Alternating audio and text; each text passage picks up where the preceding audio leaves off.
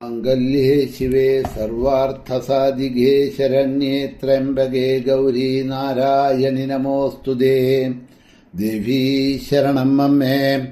സുപ്രഭാതം, ശുഭദിനം. എല്ലാ ധന്യാത്മാക്കൾക്കും പുലർകാല വന്ദനം. ശ്രീമദ് ദേവി ഭാഗവത നിത്യപാരായണ പരമ്പരയുടെ ഇന്നത്തെ യജ്ഞവേദിയിലേക്ക് സുസ്വാഗതം. ദ്വാദശ സ്കന്ധത്തിലെ 11-ാമത്തെ അധ്യായം ദേവിയുടെ മണിദ്വീപ വർണ്ണന ആണ് ചെയ്യുന്നത്. അതിൽ ഇന്നലെ 13-ാമത്തെ പ്രാകാരം, വൈഡൂര്യപ്രാകാരം വരെയുള്ള ഭാഗങ്ങളെ അവലോകനം ചെയ്തു. അടുത്തതായിട്ട് 14-ാമത്തെ കോട്ടയാണ് വർണ്ണിക്കുന്നത്.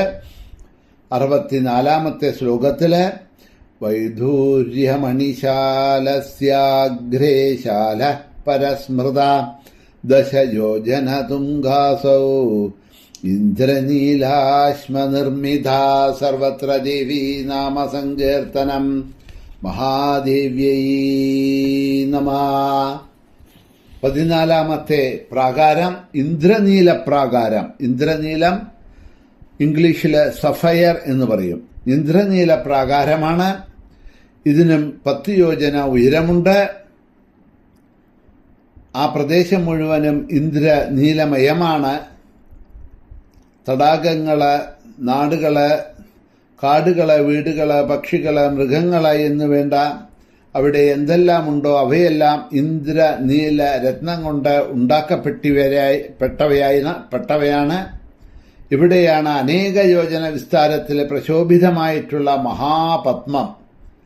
ഈ മഹാപത്മത്തിന് സുദർശന മഹാചക്രം പോലെയുള്ള പ്രകാശമുണ്ട്. 16 ശക്തികൾക്ക് 16 ശക്തികൾക്ക് പത്മത്തിന്റെ 16 ദളങ്ങളിൽ പ്രത്യേകം സ്ഥാനമുണ്ട്. അപ്പൊ ഈ മഹാപത്മം 16 പത്മങ്ങൾ, 16 ഇതളുകൾ, അതിന് ദളങ്ങള്, അതിൽ 16 ശക്തികള് ദേവിയുടെ അവിടെ ഇരിക്കുന്നുണ്ട്. ആരൊക്കെയാണ് എന്ന് ചോദിച്ചാൽ കരാളി, വികാരളി, ഉമ, സരസ്വതി, ദുർഗ, ഉഷ, ലക്ഷ്മി, ശ്രുതി, സ്മൃതി, ധൃതി, ശ്രദ്ധ, മേധ, മതി, കാന്തി, ആര്യ. ഇങ്ങനെയുള്ള 16 ശക്തികളെ ദേവിയുടെ ഈ 16 ദളങ്ങളിലായിട്ട് ഈ മഹാപത്മത്തിൽ സ്ഥിതി ചെയ്യുന്നുണ്ട്. അവരുടെയൊക്കെ നിറം നീലമേഘത്തിൻ്റേതുപോലെയാണ്. വാള്, പരിച മുതലായവ കയ്യിൽ ധരിച്ച് യുദ്ധത്തിന് ഒരുങ്ങി നിൽക്കുന്നവരാണ് ഇവരെല്ലാം. ഇവരുടെ ബലവീര്യ പരാക്രമങ്ങളെ വർണ്ണിക്കുവാൻ ആരെക്കൊണ്ടും സാധിക്കുന്നതല്ല. സകല ബ്രഹ്മാണ്ഡങ്ങളിലുമുള്ള ശക്തികളുടെ സമഷ്ടിഭാവം എന്ന് പ്രത്യേകം പറയണം. എന്ന് അങ്ങനെയുള്ള ദേവിയുടെ 16 ശക്തികളെ വസിക്കുന്നതായിട്ടുള്ള ഇന്ദ്രനീല പ്രകാരം എന്ന 14-ാമത്തെ കോട്ട പറഞ്ഞതിന് ശേഷം അടുത്തതായിട്ട് 15-ാമത്തെ കോട്ടയാണ് പറയുന്നത്. 75-ാമത്തെ ശ്ലോകത്തിൽ 15-ാമത്തെ കോട്ടയെ വർണ്ണിക്കണു. മുക്താമണിഗണാകീർണം വിസ്തൃതം തു സകേസരം തത്ര ദേവീ സമാകാര ദിവ്യായുധധരാ സദാ സർവത്ര ദേവീ നാമ സങ്കീർത്തനം. മഹാദേവ്യൈ നമഃ. ദേവീ ശരണം അമ്മേ. ദേവിയുടെ 16-ാമത്തെ പ്രാകാരം കൊട്ടാരമാണ് മണിദ്വീപിലെ മൗക്തിക പ്രാകാരം. മൗക്തികം എന്ന് പറഞ്ഞാൽ മുത്തുമണി. മുത്തുമണി കൊണ്ടുള്ള കോട്ടവാതിലും പ്രാകാരവുമാണത്. മുത്ത എന്ന് പറയുമ്പോൾ ഇംഗ്ലീഷിലെ പേൾ എന്ന് നമ്മൾ പറയും. ഇന്ദ്രനീല പ്രകാരത്തിനും അപ്പുറത്തുള്ളതാണ് ഇത്. ഇതിന്റെ ഉയരവും 10 യോജന തന്നെയാണ്. അഷ്ടദളങ്ങളോടുകൂടിയ ഒരു താമരയുണ്ട്. ഇതിൽ ഈ താമര മുത്തിനാൽ നിർമ്മിക്കപ്പെട്ടതും വളരെ വലിപ്പമുള്ളതും മധ്യത്തില് മനോഹരമായ കേസരത്തോടു കൂടിയതുമാണ് ഈ താമര. ഇതിൽ ദേവിയുടെ മന്ത്രിണികളായിട്ടുള്ള അഷ്ടമാതൃക്കള് വസിക്കുന്നുണ്ട്. അഷ്ടദള താമരയിൽ വസിക്കുന്ന 8 മാതൃക്കൾ ആരൊക്കെയാണ് എന്നതിനെ ഇവിടെ പറയുന്നുണ്ട്. അനംഗകുസുമ, അനംഗകുസുമാതുര, അനംഗമദന, അനംഗമദന, അനംഗമദനാതുര, ഭുവനപാല, ഗഗനവേഗ, ശശിരേഖ, ഗഗനരേഖ എന്ന് പറഞ്ഞ ദേവിയുടെ മാതൃക്കള് ഈ അഷ്ടദള പത്മത്തില് വസിക്കുന്നുണ്ട് എന്ന് പറയണു. ഇവർ 8 പേരും ദേവിയുടെ ആകൃതി പോലുള്ള ആകൃതിയോടുകൂടിയവരാണ്. ദേവിയെപ്പോലെ തന്നെ പാശാംകുശ വര അഭയഹസ്തങ്ങളോടുകൂടിയവരാണ്. അരുണവർണ്ണമായിരിക്കുന്നവരാണ്. സൂര്യന്റെ വർണ്ണം. ലോകങ്ങളിലെ സ്ഥിതിഗതികളെല്ലാം അറിഞ്ഞ് അതത് സമയം തന്നെ ദേവിയെ ധരിപ്പിക്കുന്നവരാണ് ഇവരെല്ലാം.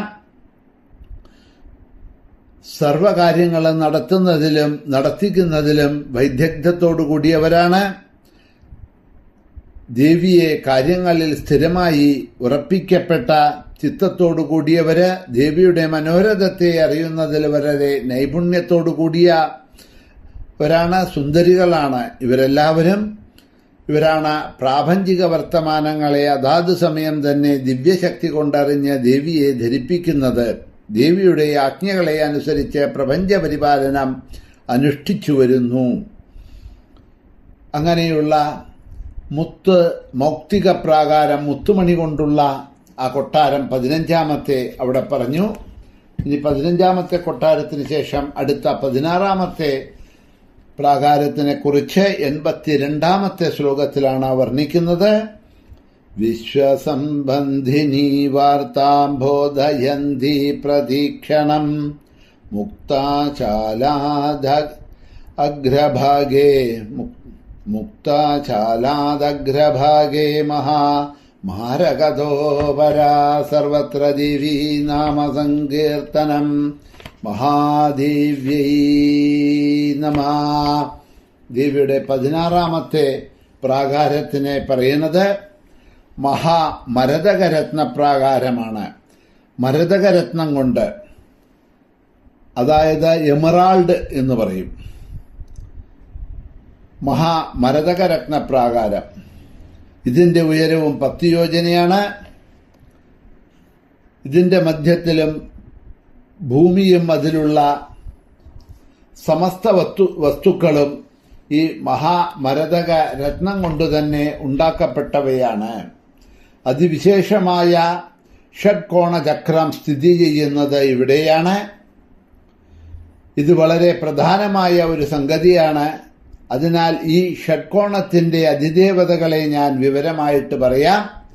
അവർ ആരെല്ലാമാണ് എന്നും ഏതേത് സ്ഥാനങ്ങളിലാണ് ഇരിക്കുന്നത് എന്നും ശ്രദ്ധിച്ച് മനസ്സിലാക്കിക്കൊള്ളുക എന്നവിടെ പറയുന്നുണ്ട്. ഷഡ്കോണങ്ങളിൽ വസിക്കുന്ന ദേവിയുടെ ഷഡ്കോണ ചക്രവും അതിലെ ദേവികളെയുമാണ് ഇവിടെ വ്യാസൻ പറഞ്ഞു കൊടുക്കുന്നത്. കിഴക്കേ കോണിൽ ഗായത്രി ദേവിയോട് കൂടിയിട്ട് ബ്രഹ്മാവ് വസിക്കുന്നു. നിർവൃതി കോണിൽ ശംഖചക്രഗധാംബുജധാരിണിയായ സാവിത്രി ദേവിയും മഹാവിഷ്ണുവും സ്ഥിതി ചെയ്യുന്നു. 3ാമത്തത് വായുകോൺ. ആ വായുകോണിൽ ത്രിശൂലം, അക്ഷമാല, വരം, അഭയം ഇവയെ ധരിച്ചിരിക്കുന്ന കൈകളോടുകൂടി മഹാരുദ്രനും അതുപോലെ തന്നെ സരസ്വതി ദേവിയും സ്ഥിതി ചെയ്യുന്നു. പിന്നീട് 4ാമത്തതായിട്ടുള്ള അഗ്നികോണിൽ രത്നപ്പെട്ടിയും രത്നകുംഭവും കൈകളിൽ ധരിച്ചുകൊണ്ട് ധനദായകനായിട്ടുള്ള കുബേരൻ തന്റെ നവനിധികളോടും മഹാലക്ഷ്മിയോടും കൂടിയിട്ട് സ്ഥിതി ചെയ്യുന്നു. വരുണകോണിൽ രതിദേവിയോടുകൂടി മദനൻ പാശാങ്കുശ ധനുർബാണധാരിയായി വിരാജിക്കുന്നു. 6ാമത്തെ അവസാനത്തേതായ ഈശാനകോണിൽ വിഘ്നേശ്വരനും വീരനുമായ ഗണപതി പുഷ്ടിദേവിയോടുകൂടി പാശാങ്കുശധരനായി പ്രശോഭിക്കുന്നു. ബ്രഹ്മാണ്ടങ്ങൾ തോറുമുള്ള ബ്രഹ്മാദിദേവന്മാരെല്ലാം സമഷ്ടിയായി അവിടെ താമസിച്ച് ജഗദംബിയായ ഭുവനേശ്വരിയെ സദാ സേവിച്ചു വരുന്നുണ്ട്. ഷഡ്കോണ ചക്രത്തിലെ ദേവതകളും അവരുടെ സ്ഥാനങ്ങളും ഇപ്രകാരമാണ് എന്ന് പറഞ്ഞതിന് ശേഷം അടുത്തതായിട്ട് 17ാമത്തെ ദേവിയുടെ പ്രാകാരത്തിലേക്കാണ് പോകുന്നത്. ഭാഗങ്ങളെ നമുക്ക് നാളെ അവലോകനം ചെയ്യാം. ഇന്നിപ്പോ സമയം തീർന്നിരിക്കെ ഇവിടെ തന്നെ നിർത്തുന്നു. മഹാദേവ്യൈ നമഃ.